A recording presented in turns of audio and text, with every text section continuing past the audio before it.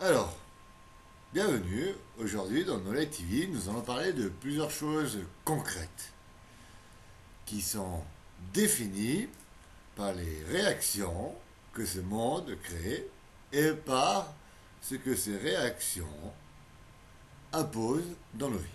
Je vais commencer par le fait que les frontières européennes sont désagrégées par l'économie de ces gens qui ne savent rien faire. Je vais vous expliquer une chose. Moi, j'habite en Suisse. J'habite.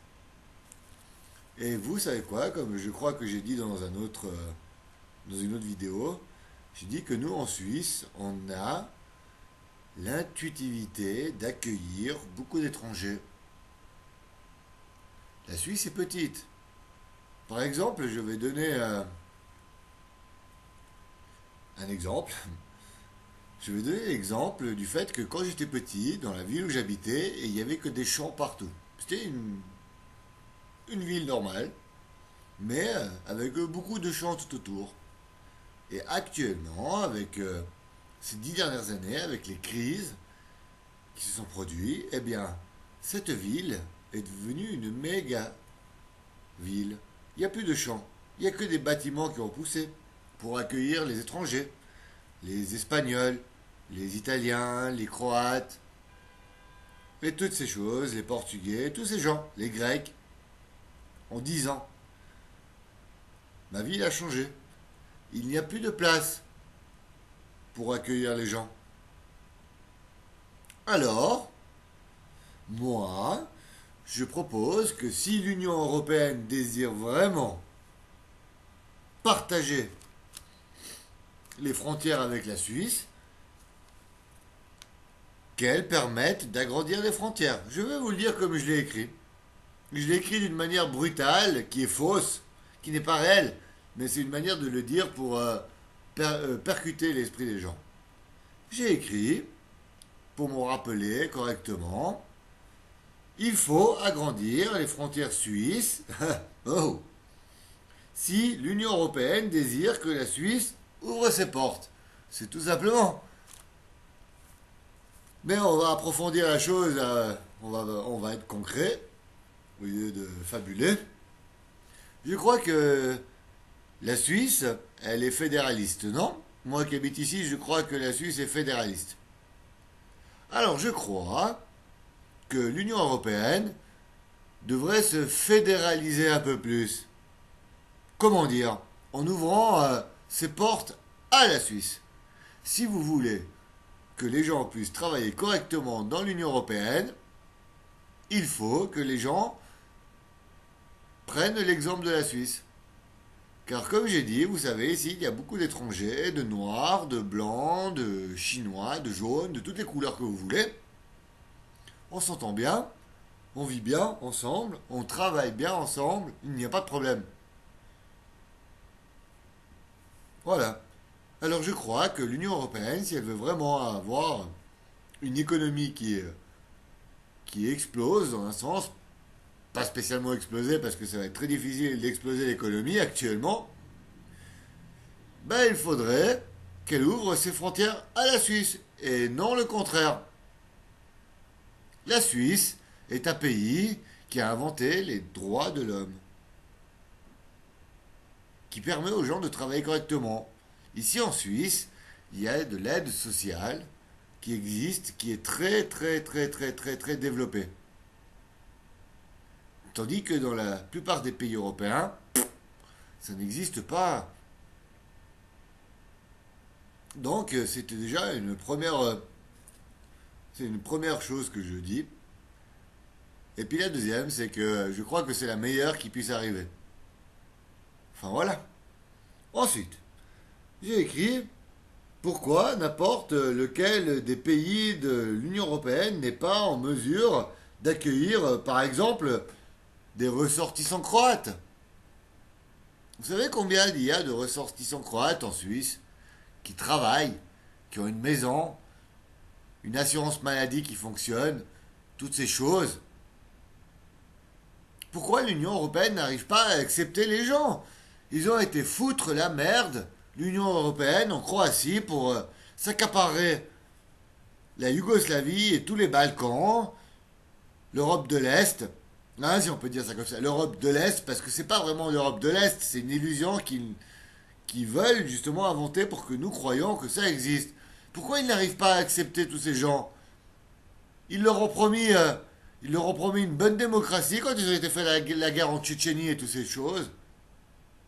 Et regardez où on en est actuellement. Regardez bien. Pourquoi ils veulent partir, les Croates, de chez eux, si vraiment l'Union Européenne a réussi à faire quelque chose de bien pour eux? Voilà. Déjà ça, pourquoi l'Espagne n'ouvre pas ses portes aux autres ressortissants de l'Union Européenne? Pourquoi? Pourquoi ils n'arrivent pas? Quel est le problème? Il y a quelque chose qui ne fonctionne pas dans le fait qu'ils n'arrivent pas à gérer l'immigration européenne. Ensuite, les accords bilatéraux, et même j'ai inventé j'ai avancé cette parole pour exagérer un peu, extralatéraux, eh bien, ne sont qu'une chimère qui est en... excusez-moi, je n'arrive pas à lire parce que j'ai écrit très vite. Alors, les accords bilatéraux et même extralatéraux sont conçus pour détourner l'opinion publique et ainsi augmenter les intérêts primaires des dirigeants qui n'admettent pas que leur système politique, démocratique et souverain soit en totale erreur avec les attentes que nous avons du futur. Qu'est-ce que ça veut dire? Ça veut dire que tous ces accords bilatéraux entre communautés européennes ne fonctionnent pas car chaque pays désire s'approprier l'Union européenne. Il n'accepte pas, par exemple, que la France, enfin l'Espagne, disons, n'acceptera jamais que la France puisse être le dictateur de l'Union européenne. Et la France ne pourra jamais accepter que l'Espagne soit le dictateur de l'Union européenne. Ces gens, ils ont un problème mental, je suis désolé de le dire comme ça, mais ils ont un problème mental, économique, démocratique, qui réside dans leur tête comme un blasphème pour la population qui vit en Europe. C'est impossible pour les Européens de s'entendre entre chaque nation alors que l'Union Européenne est censée être comme, disons, un seul pays, comme les États-Unis. Il y a l'Alabama, le Texas, tout. Ben, le Texas, c'est l'Espagne, l'Alabama, c'est la France, et tous ces trucs, et ainsi de suite. Vous comprenez, l'Italie, c'est New York, toutes ces choses. Mais ils n'arriveront jamais à s'entendre. Il y a toujours le même système de, comment dire, de financiation de leurs propres pays respectifs de l'époque, avec la monnaie de leur propre pays qui érige l'inflation boursière de chaque pays dans l'Europe. Et ils n'arriveront jamais à s'entendre parce qu'ils sont tous, c'est comme ces gens qui veulent tout s'approprier puis qui ne lâcheront rien aux autres, même si on est des amis. Ensuite,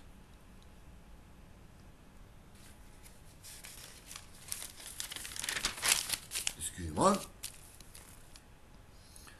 Ensuite, il y a vraiment une chose que je veux dire qui est vraiment, mais vraiment, mais vraiment très importante, c'est que l'Union européenne est en train de dégénérer gentiment.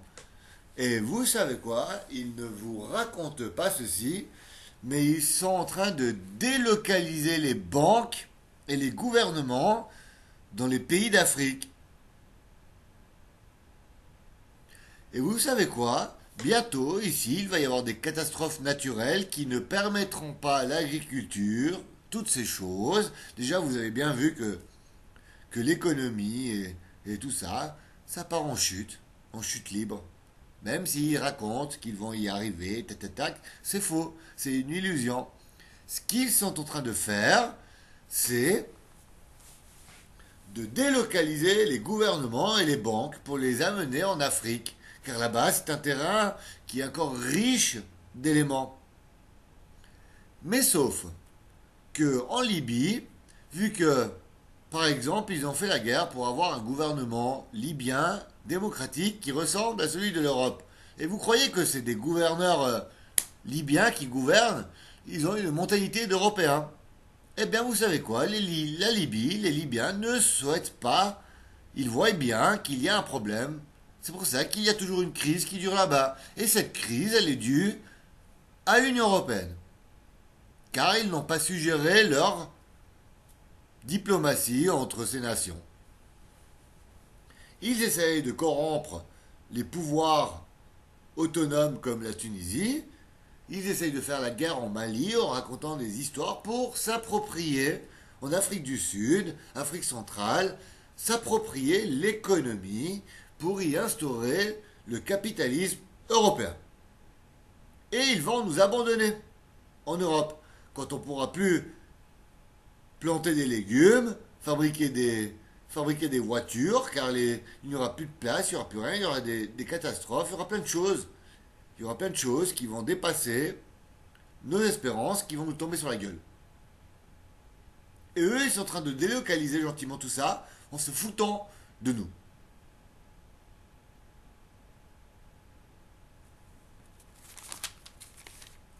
Je vais vous le dire comme je l'ai écrit. Les situations actuelles de l'Europe est en phase de dégénérer et ainsi, cela ouvre la porte à la délocalisation des gouvernements dans les pays émergents comme l'Afrique centrale ou quelques régions de l'Afrique du Nord comme par exemple la Libye, sans oublier qu'ils corrompent les gouvernements autonomes de la Tunisie, etc. etc. Mais il devient difficile que cela puisse parvenir à une réelle solution due à leur mauvaise gestion diplomatique. Voilà.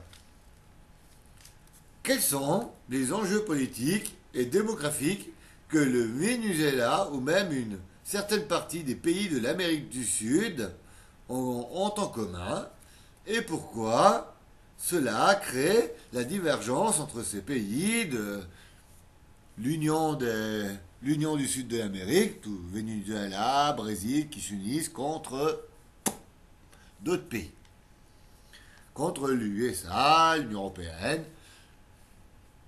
Vous savez quoi? Vous savez quoi? La plupart des pays du sud de l'Amérique ne veulent pas et ne désirent pas avoir une coalition avec l'Union européenne. Vous savez tous que par exemple Cuba a des relations plus ouvertes avec la Russie, l'Iran, la Chine. Eh bien cela déplaît à l'Union européenne car vu que Monsieur Colonisation a cru que ça lui appartenait, eh bien Monsieur Colonisation est orgueilleux et ne comprend pas que toutes ces années qui sont passées ont créé l'Amérique du Sud comme un lieu dépendant et neutre de la mentalité européenne. Alors, ils n'arriveront jamais à un accord et l'Amérique du Sud préfère les communistes que la démocratie européenne ou que la démocratie américaine du Nord. Vous comprenez? C'est très compliqué. Ces gens-là se battent toujours, ils inventent n'importe quoi, ce que vous voyez actuellement dans les informations, ce qu'ils vous racontent sur le Venezuela et tout ça, c'est de la propagande. Ils essayent de toujours mélanger les choses. Il y a beaucoup de réalité dans ce qu'ils disent, mais ils la changent à leur sauce. Et je vous promets que comme ça, il n'y aura jamais rien. Pourquoi croyez-vous qu'il y a un problème avec le canal de Panama et toutes ces choses? C'est un problème de relations. Actuellement, l'Europe ne peut rien dire contre l'Amérique du Sud. Parce que l'Amérique du Sud a plus de pouvoir. L'Amérique du Sud peut donner des ordres à l'Europe, ce qui n'était pas actuel il y a même pas 10 ans en arrière. Voilà.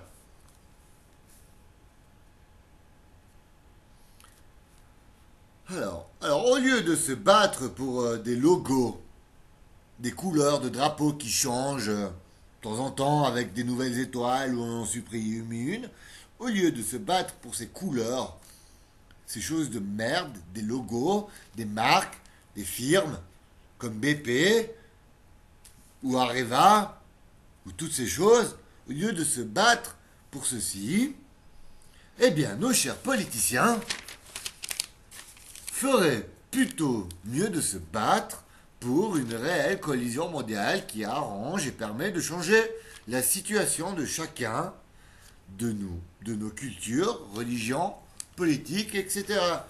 Parce que ça ne sert à rien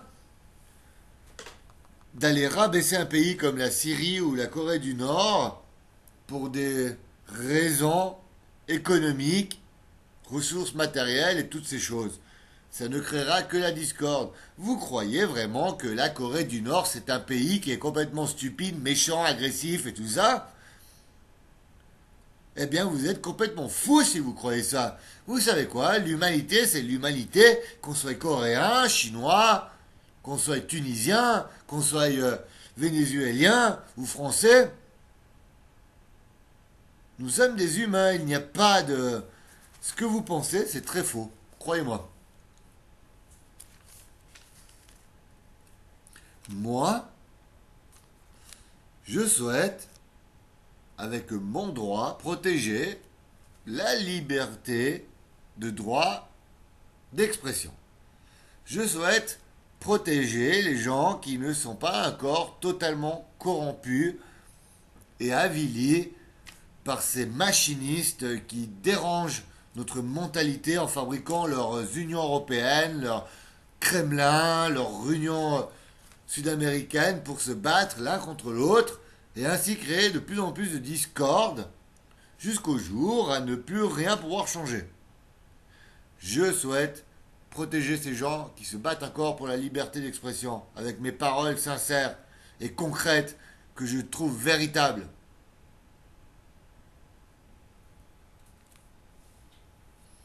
Ils ont appris aux gens à ne pas voir le monde comme quelque chose de réel.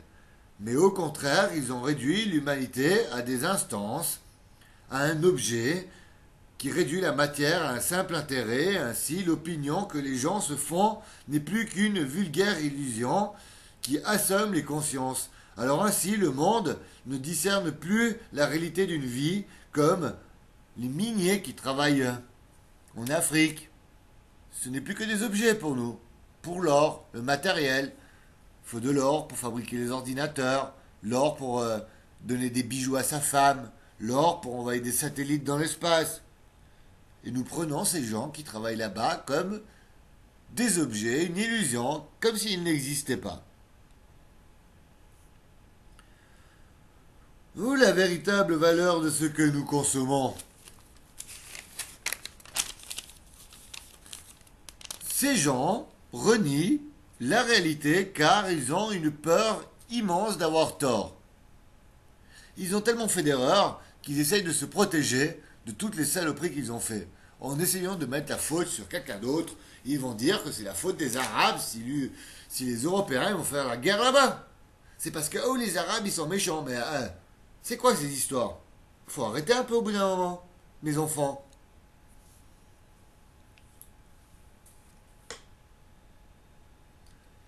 On va parler de la formation maintenant, parce que la formation travaille pour ces gens qui font du mal au monde, qui gèrent mal le monde.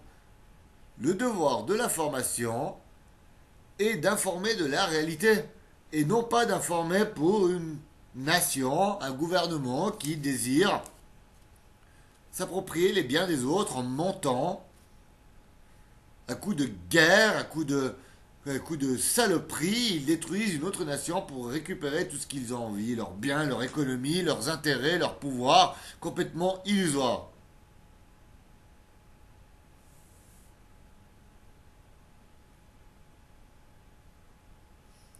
et essayer de faire vivre plusieurs étrangers dans le même bâtiment, dans la même ville, dans le même pays et dans le même monde avant de critiquer la Suisse.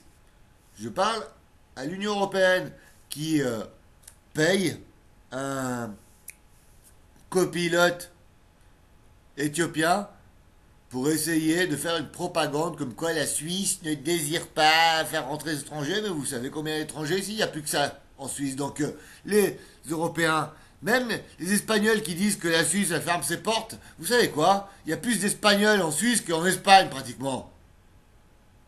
C'est la même chose pour les Français. Les Français, quoi, ils préfèrent venir travailler interfrontalier en Suisse que de rester en France parce qu'ils sont mal payés, ils sont baisés par leur État. Puis j'ai pas mâché mes mots. Alors moi, je conseille à la France, à l'Espagne, à l'Italie, à tous ces gens de faire la même chose. D'ouvrir leurs frontières au lieu de critiquer les autres pour des putains d'intérêts de souverains.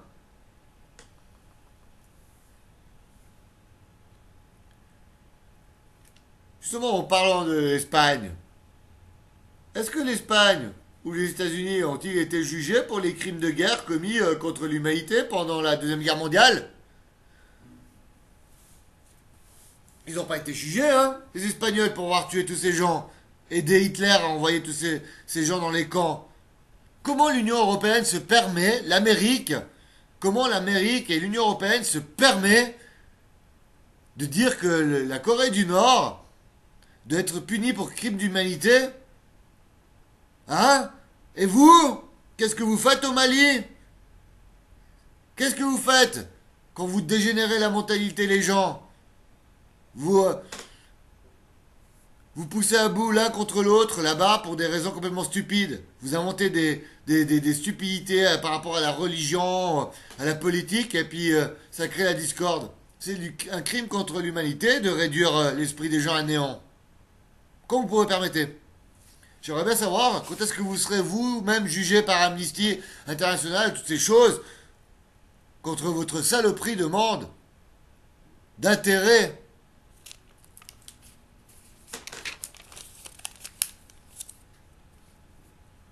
Ensuite, j'aimerais savoir combien il y a de fils ou petits-fils de nazis qui travaillent dans les systèmes de communication nationale. Ou combien y a-t-il de petits-fils, de fils de nazis qui travaillent dans un gouvernement, dans un pays, dans les informations? Et j'aimerais bien savoir. Et j'aimerais savoir quelle mentalité ils ont et à quoi ça mène. Je demande qu'il y ait une investigation sur ces choses. Savoir ces gens qui descendent de familles de nazis avec leur mentalité, ils se cachent, ils vivent comme ça, mais c'est eux qui commandent les informations et toutes ces choses, le gouvernement. Dites-moi pas qu'il n'y en a pas un seul de vous qui est nazi et qui vit dans la démocratie, le gouvernement et toutes ces choses. Ne me dites pas qu'il n'y en a pas un seul de vous qui est comme ça. Je veux savoir combien. Je veux une investigation.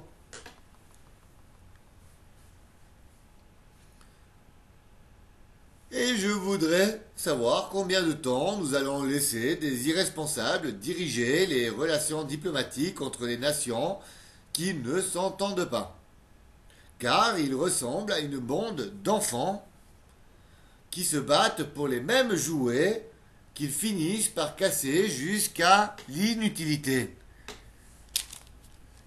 J'aimerais que ces gens qui ne savent pas partager les choses changent de métier. Qu'ils aillent très loin, parce que vous savez quoi? Il y a une personne qui s'appelle Jésus et qui lui s'est jugé très bien. Et je dis, moi, Jésus, je dis que vous avez de la chance d'avoir un intérêt d'être vivant. Vous comprenez? Ni rien à voir avec le luxe et toutes ces choses. Vous avez de la chance d'être en vie. Alors, profitez de la vie que vous avez et laissez tomber les directions des gouvernements. Laissez de la place à des gens qui savent faire vivre les autres. Tout simplement. et vous devez abdiquer. Le roi d'Espagne, le président d'Espagne, ce putain de ministre italien, partout, partout en France, le président français, vos gouvernements, votre royalisme, je parle même des religieux, le pape, l'ayatollah et tout ça devait abandonner vos saloperies. Parce que moi je dis au pape, s'il croit en Jésus, pourquoi quand je lui ai envoyé quelque chose, je lui ai dit qui j'étais d'ailleurs, avec les paroles que je dis, il devrait être sûr que c'est moi. Pourquoi il ne m'a pas jamais parlé? Parce qu'il a peur de perdre les intérêts, parce qu'il sait que moi j'aime le monde. Je sais partager les choses et toutes ces choses. Alors, si ces gens vraiment y croient en Jésus, au lieu de faire la guerre avec ma putain de croix, ou ma putain de Bible ou de Coran, si ces gens vraiment croient en tout ça, ils devraient admettre que j'ai raison. Et laisser tomber, abdiquer, comme je répète tout le temps, ils devraient laisser tomber. Tout simplement. Mais ces messieurs dames n'ont pas d'intérêt que Jésus existe. Voilà. Ça les emmerde profondément que j'existe, que j'aime les gens, que j'arrive à changer les gens, qu'avec moi les gens, qu'ils soient noirs, blancs, ils vivent toujours bien. Et puis c'est un exemple. Ce que je veux dire, c'est que c'est la réalité. Il y a des gens qui sont là, qui me côtoient, et puis ils peuvent vous dire que c'est vrai.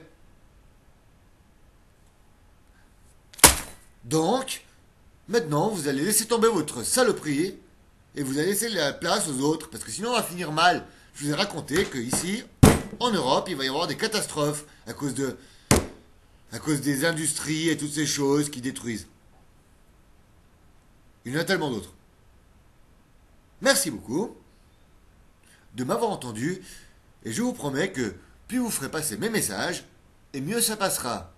Parce qu'avec eux, nous allons dans la voie de la guerre et la discorde. Tout simplement. Et rien d'autre. Merci beaucoup de m'avoir écouté.